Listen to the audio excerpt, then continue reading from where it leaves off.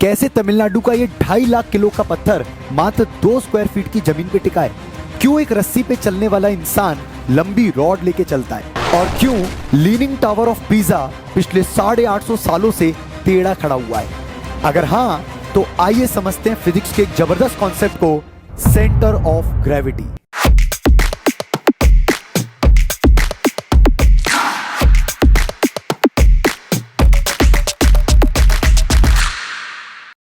क्या कभी किसी ऑब्जेक्ट को आपने बैलेंस करने की कोशिश करी है?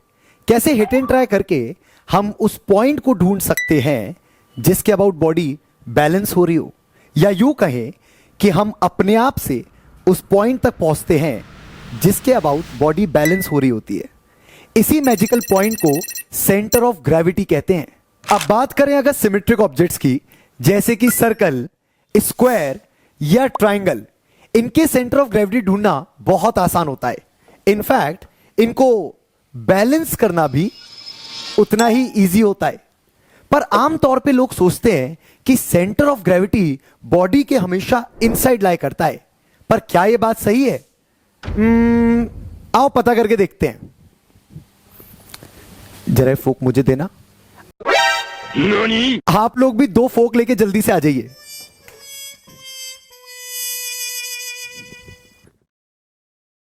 ले आए 2 फोक। अब एक काम करिए, इन फोक को आपस में कुछ इस तरीके से फंसा दीजिए। अब इस टाइम आप लोगों को लग रहा होगा कि जो इसका सेंटर ऑफ ग्रेविटी है वो कहीं इस बॉडी के अंदर लाई कर रहा होगा, पर सच्चाई ये है कि इसका सेंटर ऑफ ग्रेविटी कहीं यहां होगा। अब आपको सेंटर ऑफ ग्रेविटी की डेफिनेशन तो याद होगी, एक ऐसा पॉइंट जिस पे अगर हम बॉडी को बैलेंस करने की कोशिश करें तो वो बैलेंस हो जाती है। इसका मतलब कि यहां पर अगर मैं सेंटर ऑफ ग्रेविटी पे इस पॉइंट को बैलेंस करूं तो बॉडी को बैलेंस हो जाना चाहिए। आइए ट्राई करके देखते हैं। तो दिखने में ऐसा लग रहा होगा कि ये छोटू सा काउंटर वेट इसको बैलेंस कर रहा है, पर क्या ये बात सही है?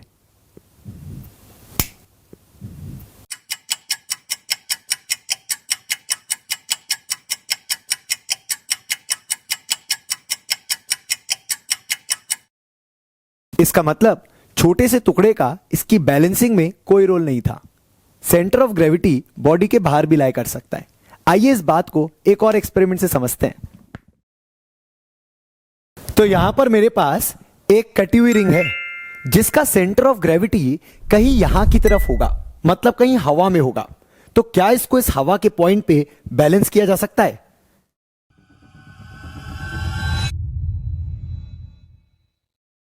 अब आप लोगों को लग रहा होगा कि सर आपने इसको हवा में कैसे टिका लिया? तो परेशान मत होइए, मैंने यहां पर धागे बांध रखे थे जिससे मैंने इसके सेंटर ऑफ ग्रेविटी पे ही इसको सपोर्ट दिया। तो अब आपको यह बात तो क्लियर हो गई होगी कि बॉडी का सेंटर ऑफ ग्रेविटी बॉडी के अंदर भी लाई कर सकता है और बॉडी के बाहर भी लाई कर सकता है। तो अगर अभी तक आपको सेंटर ऑफ ग्रेविटी का फील आ गया तो आइए अब ये समझ लेते हैं कि सेंटर ऑफ ग्रेविटी को लोकेट कैसे किया जाता है। तो सिमेट्रिक ऑब्जेक्ट्स के सेंटर ऑफ ग्रेविटी उनके बीचों बीच लाई करते हैं, यह बात तो हम बहुत अच्छे से जानते हैं। पर अनसिमेट्रिक ऑब्जेक्ट्स जैसे कि ये, इसका सेंटर ऑफ ग्रेविटी इसके अंदर लाई करेगा या इसके बाहर लाई करेगा या कहां लाई करेगा, इसको ग्रेविटी की मदद से पता किया जा सकता है। तो चलो इस ऑब्जेक्ट को इस कील की मदद से इस दीवार पे लटका देते हैं और साथ ही साथ एक बॉब भी लटका देते हैं। तो जैसा कि आप देख पा रहे होंगे कि आपको एक यूनिक लाइन नजर आ रही है। इसी लाइन को लाइन ऑफ ग्रेविटी कहते हैं। चलो इस लाइन को मार्क कर देते हैं। अब दोबारा इस लाइन को ड्रॉ करते हैं, लेकिन इस बार थोड़ा ओरिएंटेशन को चेंज करके।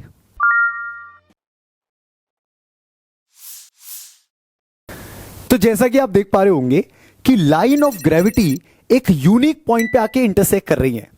इसी पॉइंट को सेंटर ऑफ ग्रेविटी कहते हैं और ऑब्जेक्ट इसी पॉइंट। अबे यार, टेक 2। तो क्या ऑब्जेक्ट इस सेंटर ऑफ ग्रेविटी पे बैलेंस हो पाएगा? अरे वाह, ये तो बड़ी आसानी से बैलेंस हो गया। तो लाइन ऑफ ग्रेविटी एक बड़ी कमाल की चीज है। सेंटर ऑफ ग्रेविटी यह बताता है कि ऑब्जेक्ट कब बैलेंस होगा, लेकिन कब आउट ऑफ बैलेंस होगा यह लाइन ऑफ ग्रेविटी बताता है। समझे? नहीं समझे? और समझाता हूं। इस ऑब्जेक्ट का सेंटर ऑफ ग्रेविटी कहीं यहां होगा और इसका लाइन ऑफ ग्रेविटी कुछ इस तरीके का होगा। जब तक ये लाइन ऑफ ग्रेविटी इस ऑब्जेक्ट के बेस से पास करता रहेगा तब तक ये ऑब्जेक्ट स्टेबल रहेगा। पर अगर मैं इसको पलट दूं तो क्या लाइन ऑफ ग्रेविटी इस टाइम इसके बेस से पास कर पा रहा है? और अगर नहीं तो फिर ये अनस्टेबल हो जाएगा। तो यहां पर मेरे पास लीनिंग टावर ऑफ पीसा का एक छोटा सा मॉडल है जिसका सेंटर ऑफ ग्रेविटी कहीं यहां पर है और उसका लाइन ऑफ ग्रेविटी कुछ इस तरीके का होगा। जैसा कि आप देख सकते हैं कि इसका भी लाइन ऑफ ग्रेविटी इसके बेस से पास कर रहा है।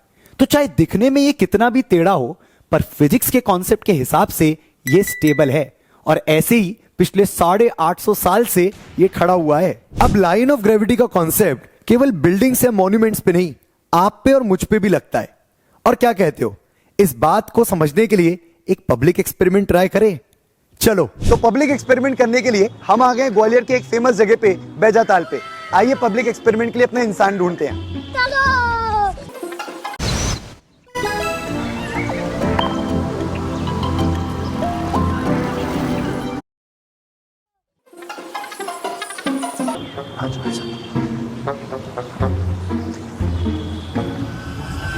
भैया हेलो, मैं फिजिक्स पढ़ाता हूँ और बच्चों को एक्सपेरिमेंट करा के हम फिजिक्स समझाते हैं। तो आप एक छोटी सी मदद करेंगे हमारे लिए आज? आप हमारे लिए एक छोटा सा एक्सपेरिमेंट करेंगे? ओके। तो मैं आपको एक छोटा सा चैलेंज दूंगा जिसमें मैं कुछ पैसे यहाँ रख दूंगा, आपको उसको बस उठाना है। बेटा मन में लड्डू फूटा। पर थोड़ा सा ट्विस्ट रहेगा उसके अंदर। आप तैयार हैं? ठीक है। एक सपाट जी ऊपर आ जाइए। हाँ, इससे टिक के खड़े हो जाइए। आपके पैर बिल्कुल पीछे की तरफ होने चाहिए। हाँ, अब आपको पैर नहीं हिलाने अपनी जगह से और आपको सिंपली झुक के मैं पैसे रख दूंगा, उठा लेने। और ट्विस्ट ये है कि आपको बस अपने पैर नहीं हिलाने और अपनी बॉडी नहीं हिलानी, ठीक है? पैसे रख देता हूँ और अगर आपने उठा लिए तो आपके पैसे, और अगर आप उठा लेते तो मैं इसकी रकम भी बढ़ा दूंगा। बेटा मन में दूसरा लड्डू फूटा। पक्का? रेडी? आप तैयार है? कैमरे की तरफ ऐसे कर दीजिए एक बार। अभी मजा आएगा ना भिड़ो। ठीक है, रेडी? चलिए 1 2 3। बैगन। पैर नहीं हिलाने आपको। एक बार और ट्राई कर सकते हैं आप।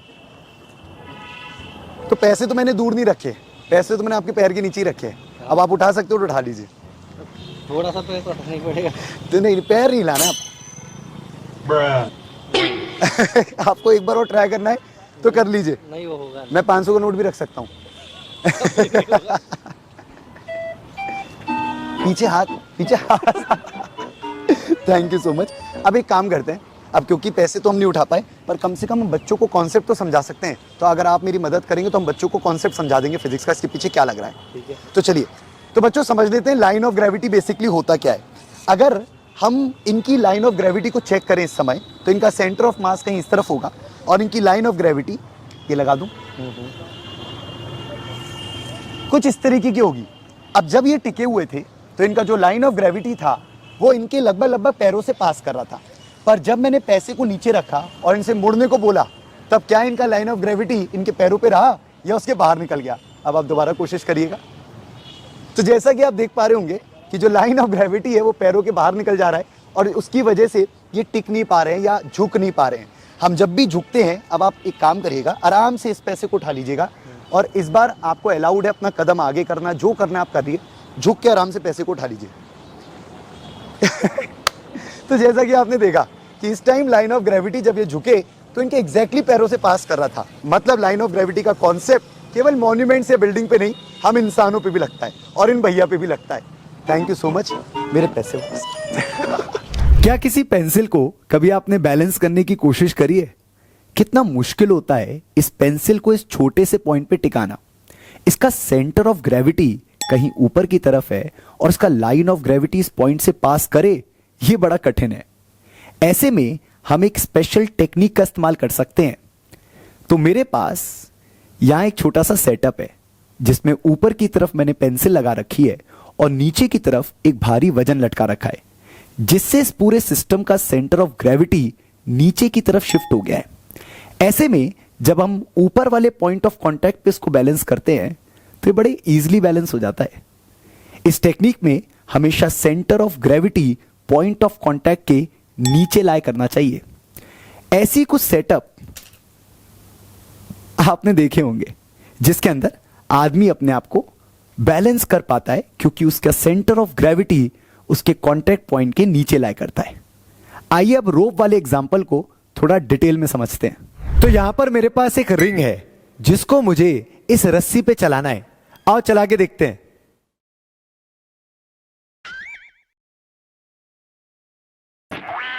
तो ये ऐसे तो नहीं चल पाएगी। रिंग का सेंटर ऑफ ग्रेविटी इसके बीच में है जो कि इसके पॉइंट ऑफ कांटेक्ट के ऊपर की तरफ है और उस वजह से ये अनस्टेबल होती है। अब आप में से कुछ बच्चे सजेस्ट करेंगे कि सर इसको बैलेंस करने के लिए इसके बीच में रॉड फंसा दो। तो चलो रॉड लेके आता हूं। तो ये आ गई रॉड। अब इस रॉड को इस रिंग में फंसा देते हैं और दोबारा चलाने की कोशिश करते हैं। रेडी?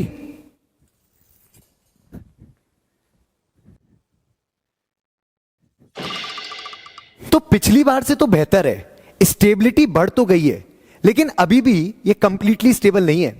अभी भी सिस्टम का सेंटर ऑफ ग्रेविटी इसके पॉइंट ऑफ कांटेक्ट के ऊपर है। हमें किसी भी तरीके से इस सिस्टम के सेंटर ऑफ ग्रेविटी को इसके पॉइंट ऑफ कांटेक्ट के नीचे लाना है और उसके लिए इस रॉड को मोड़ देता हूं। चलो इसको दोबारा इसके अंदर डाल के देखते हैं। तो ये तैयार हो गई हमारी रिंग मुड़ी हुई रॉड के साथ। आओ इससे ट्राई करके देखते हैं। रेडी? तो जैसा कि आपने देखा कि रिंग बिल्कुल आराम से इस रस्सी पे चल पा रही है क्योंकि इस सिस्टम का सेंटर ऑफ ग्रेविटी इसके पॉइंट ऑफ कांटेक्ट के नीचे आ चुका है। कुछ इसी कॉन्सेप्ट की मदद से एक आदमी एक रस्सी पे आराम से चल पाता है क्योंकि उसके सिस्टम का सेंटर ऑफ ग्रेविटी उसके पैरों के भी नीचे होता है। तो ये गाड़ी तो स्टेबल हो गई, लेकिन अगर आपकी फिजिक्स अनस्टेबल है तो मेरे चैनल पे जाइए, मोर पे क्लिक करिए और जुड़ जाइए मेरे टेलीग्राम चैनल के साथ for exclusive content of NEET physics. Bye.